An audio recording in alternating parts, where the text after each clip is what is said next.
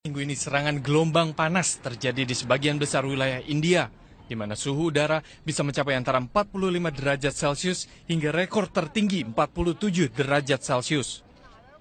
And there has not been even a break of records of maximum temperature at any of the places in the country. But the continuity of the heat wave, persistence of the heat wave for about a week, with almost on daily basis 45, 46, 47 degree centigrade temperature without a break may be one of the factors which has affected human health.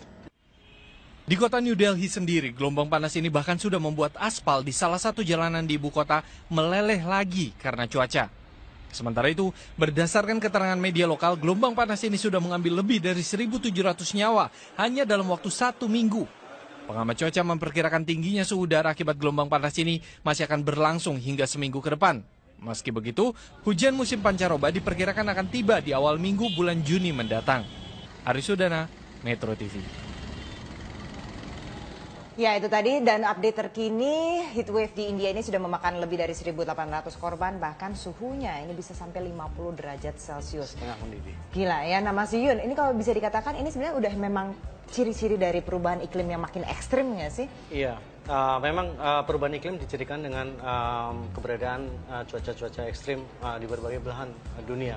Jadi tidak hanya kalau negara berkembang seperti India aja kan? Tidak. Karena mungkin pernah ingat juga beberapa waktu yang lalu di Eropa, di Amerika Utara itu juga ada badai salju yang cukup dahsyat. Oke. Dan kemudian kalau di Indonesia sendiri apa sih sebenarnya yang kita rasakan dari perubahan iklim ini? Kalau Indonesia dengan dua musim, kedua musim itu sekarang udah mulai susah ditebak kapan berakhir, kapan mulainya. Benar, ya. Jadi kalau misalnya musim hujan yang sudah selesai, ya, tapi tiba-tiba masih terus ya, begitu ya. Nah Mas, ini sebenarnya kalau ini kan balik lagi ke kesadaran masing-masing individual kan ya. Kalau dari Mas Yun sendiri melihatnya, kalau orang Indonesia ini sebenarnya sudah sadar betul belum sih untuk apa ya, lebih aware gitu dengan lingkungan? Saya kira ya mulai gitu. Artinya kesadaran itu sebenarnya mulai tumbuh di masyarakat Indonesia, terutama di masyarakat perkotaan yang akses informasinya cukup bagus gitu, sehingga mereka bisa melihat apa yang terjadi di belahan manapun di Indonesia atau di belahan lain dunia. Gitu. Ya.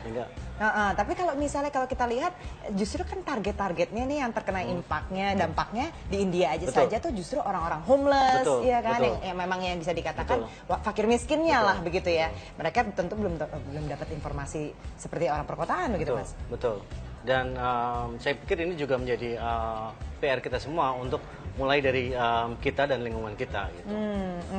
Untuk berperilaku yang bagaimana tidak mengganggu atau tidak merusak lingkungan, atau bahkan ikut memelihara dan menjaga. Oke, sebenarnya sudah berapa sedarurat apa sih Mas kalau dilihat nih perubahan iklim ini? Mungkin kalau ngelihat dari konteks Indonesia saja, sumbangan emisi Indonesia terhadap gas rumah kaca dan emisi dunia itu Indonesia pernah nomor 3 penyumbang emisi terbesar di dunia. Dan itu 80% dari sumber emisi Indonesia itu berasal dari deforestasi. Nah, bisa dibayangkan gitu bahwa sebenarnya Indonesia pun dalam konteks ini ikut juga bertanggung jawab terhadap perubahan iklim global. Oke. Dan itu masih sampai sekarang juga kita masih di ranking nomor 3. Naik turun kita masih di 10 besar gitu. Oke, masih di 10 besar. Oke, Mas, yang juga menjadi concern saat ini itu adalah karena beredarnya satu foto nih. Kalau kita bisa lihat nih fotonya seperti apa sih di Instagram nih, ramai dibicarain Mas. Karena hiu yang dikonsumsi oleh manusia. Sebenarnya kurang biasa mungkin ya kalau untuk di Indonesia, tapi di negara-negara lain biasa dikonsumsi. Nah, ini membuat beberapa individu terkait juga public figure untuk menyuarakan soal kampanye Save Sharks atau lebih I Love Sharks. Aku cinta hiu. Seperti apa? Kita akan bergabung nanti juga dengan Nadine Chandrawinata saat lagi di Trending Topic. Itu adalah makanan. Yang gue tahu hiu adalah predator yang kalau di darat tuh kayak singa. Nggak ada orang makan singa.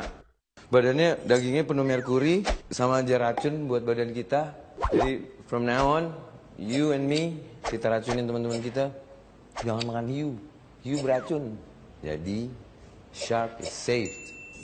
I love you. Because I love you.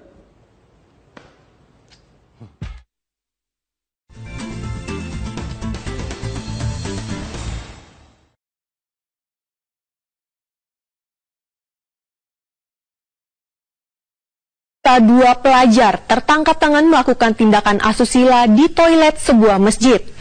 Petugas kebersihan sekolah mendapati kedua siswa kelas 3 SMPN Banjar, Jawa Barat ini sedang berduaan di dalam toilet. Diduga siswa dan siswi ini berencana melakukan hubungan suami istri di toilet sebuah masjid.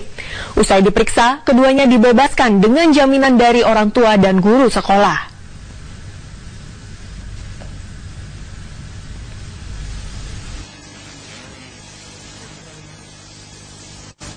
Dan pagi ini Polres Jakarta Utara akan merilis hasil penyelidikan bentrokan dan perusakan yang terjadi di Mall of Indonesia, Jakarta Utara. Kita akan langsung bergabung bersama rekan Jessica Wawor langsung dari Mapolres Jakarta Utara.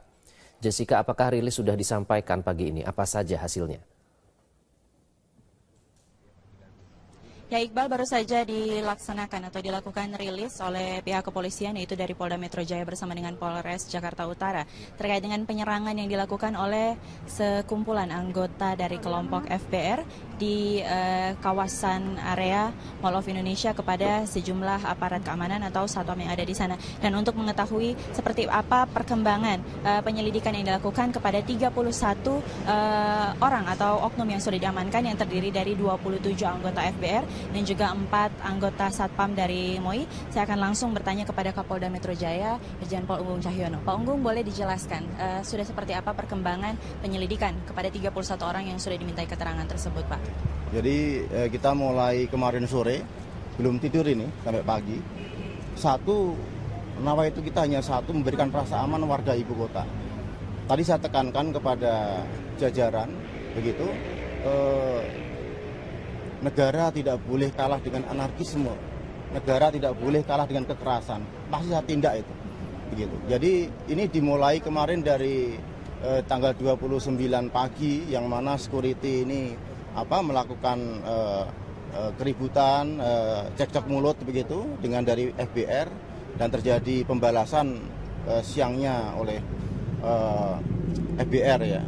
Maka kemarin jam 23.30 saya didampingi dengan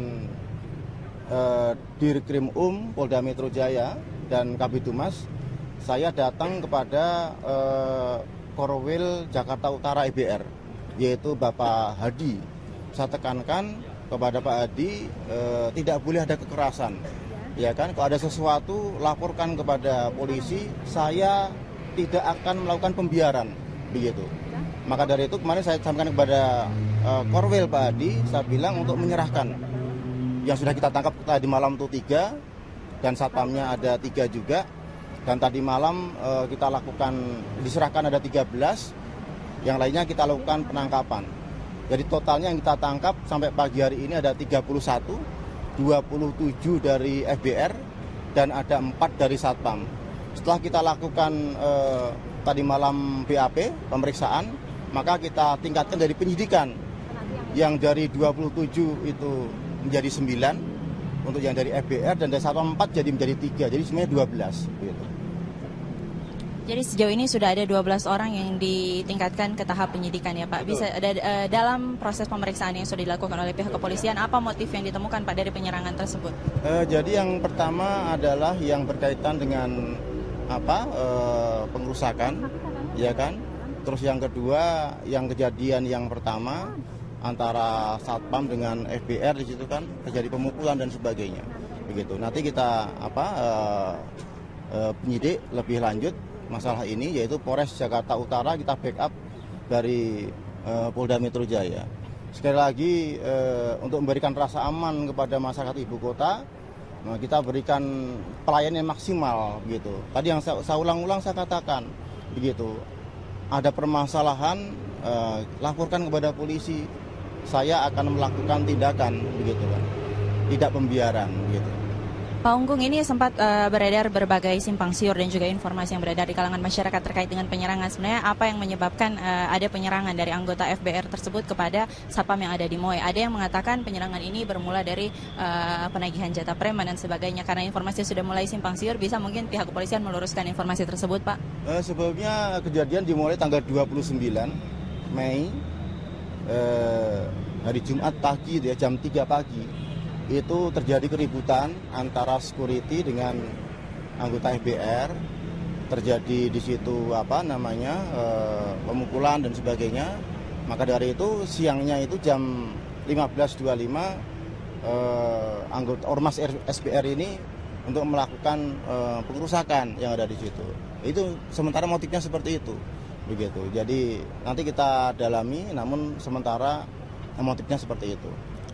Di sini saya melihat sudah ada banyak barang bukti yang diamankan oleh pihak kepolisian. Apa saja Pak yang berhasil diamankan Pak? Tadi malam secara serentak, jadi Polres Metro Jakarta Utara kita backup dari Polda termasuk seluruh Polres jajaran. Dari pusat, terus selatan, timur, barat termasuk Depok dan KP3 Tanjung Priok.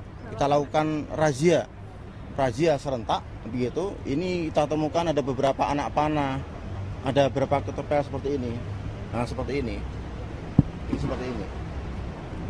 Nah, ini bisa menggunakan ini, bisa juga menggunakan kelereng, ya. Bisa menggunakan kelereng gitu. Terus yang kedua seperti ini, dia bisa menggunakan seperti ini, menggunakan kelereng. Terus dia juga menggunakan bola biliar ini, seperti ini. Termasuk senjata tajam beberapa kita temukan di TKP. Ya. 160, 170 gitu, ancamannya 5 sampai 6 tahun gitu. Nanti kita kembangkan jadi penyidikan, yang mana tadi yang saya sampaikan 31 kita tetapkan untuk ditingkatkan penyidikan, yaitu jadi 12 orang. Jadi 9 dari FBR dan 3 dari Satpam. Selanjutnya Pak, langkah dari Polda ini melihat kejadian seperti kemarin cukup menimbulkan kekhawatiran kepada masyarakat, apalagi aksi dari beberapa kelompok masyarakat yang sudah membawa senjata tajam. Apa nanti langkah yang akan dilakukan oleh Polda setempat Pak untuk membawa mungkin rasa aman kembali kepada masyarakat terkait dengan aksi-aksi anarki yang sering terjadi akhir-akhir ini Pak? Sebetulnya kita rutin melaksanakan ya. Kayak kemarin saya malam minggu, saya sampai jam 4 pagi di Kota Tua itu. Satu, saya menyemangati anggota. Yang kedua, menjamin kualitas kinerja anggota saya. Jadi kita operasi preman, kemarin malam minggu sampai 500. Kota Tua ada sekitar 54 itu, kita amankan di sana. Terus yang kedua, kita lakukan razia, yaitu 21 razia selektif, sasarannya senjata api, senjata tajam, bahan peledak, narkoba. Ini kita lakukan setiap hari, terutama malam minggu. Nah, terus yang selanjutnya sebetulnya saya menyampaikan kepada jajaran, yaitu ada rumah 3 pilar. Di situ ada Babin Kamtipmas, ada Babinsa, ada Lurah, yang mana ini sebagai deteksi dini, cegah dini di lapangan. Gitu. Oke Pak, terakhir sebelum kita menutup perbincangan kita saat ini, mungkin bagaimana hasil pemeriksaan? Katanya saya mendapatkan informasi juga bahwa pihak kepolisian akan membandingkan keterangan yang sudah diberikan oleh saksi dengan rekaman CCTV Pak. Sejauh ini apa hasil dari pantauan CCTV yang ada di kawasan pada saat kejadian terjadi Pak? Jadi begitu kemarin ada kejadian, kita langsung ke TKP, olah TKP, yang kita amankan CCTV. Dari CCTV kita melihat pelaku-pelaku, provokatornya siapa, baru kita amankan 3 orang itu.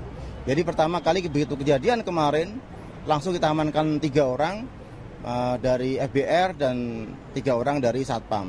Terus kita tingkatkan sekarang menjadi 31 itu. Pertama kali di CCTV kita melihat siapa provokatornya, siapa yang menggerakkan dan sebagainya. Terima kasih Pak Unggung atas waktunya. Ya Iqbal, demikian penjelasan dari pihak kepolisian terkait dengan aksi penyerangan yang terjadi di kawasan Moi, di mana sekumpulan atau anggota dari kelompok FBR menyerang beberapa satpam dan juga melakukan pengerusakan di kawasan umum. Untuk sementara demikian informasi yang dapat kami sampaikan. Kembali ke Iqbal di studio.